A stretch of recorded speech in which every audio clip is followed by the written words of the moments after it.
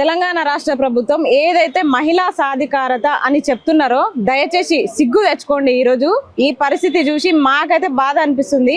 12:30 కావస్తుంది. ఈ టైంలో ఆడబిడ్డల్ని పోలీస్ స్టేషన్లకి రోడ్ల పైన కన్నీరు పెట్టుకుంటూ తిరిగే పరిస్థితి తెచ్చిన రాష్ట్రాన్ని మహిళా సాధికారత రాష్ట్రం అని ఎట్లా అంటారు? ఇప్పుడు రేవంత్ రెడ్డి మాకు సమాధానం చెప్పాలి.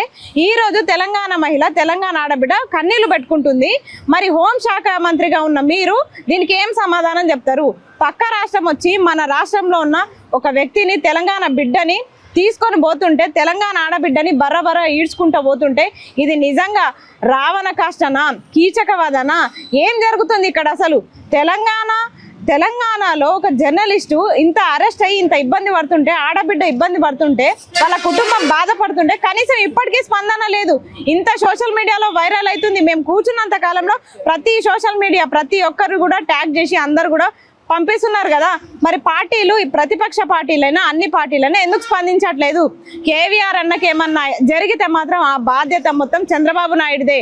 ఖచ్చితంగా లోకేష్ అలాగే పవన్ కళ్యాణ్ మీరందరూ కూడా బాధ్యత వహించాలి. ఎందుకంటే ఇంతకు ముందే 3rd డిగ్రీ చేసిరు. ఇప్పుడు ఏం చేస్తారు అనేది మా భయం. ఇప్పుడు కాల్పులని ఒక వార్త, ఈడ నిలబడి ఉన్నాం, కాల్పులని వార్త వచ్చింది. అసలు ఎవరు అనుకోవాలి, ఏమనుకోవాలి?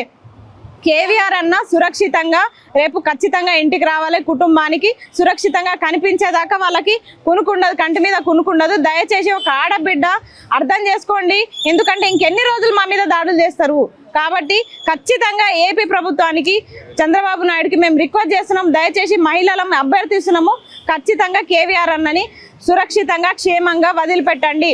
ఎలాంటి 3rd డిగ్రీ ఇలా చర్యలకు పాల్పడకండి దయచేసి. ఒకవేళ మీరు గనక కేవీఆర్ అన్నకి ఎలాంటి ప్రాణహాని చేసినా, చిన్న గీత పడ్డా సరే మేము మాత్రం ఊకుండే ప్రసక్తి లేదు.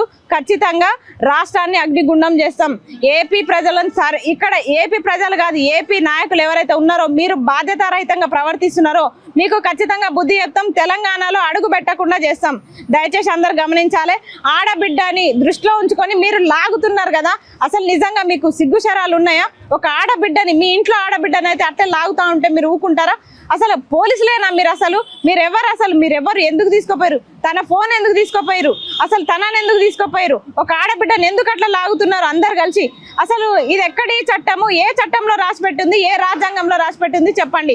ఆడబిడ్డని అట్లా మీరు మగాళ్ళు అంతమంది కలిసి చేతులు పెట్టి లాగుతూ ఉంటే తనని విసిరేస్తారా? ఇది ఎక్కడ అన్యాయం చెప్పండి. కాబట్టి కేవీఆర్ అన్న సురక్షితంగా మా తెలంగాణకు రావాలని చెప్పేసి మేము డిమాండ్ చేస్తున్నాం.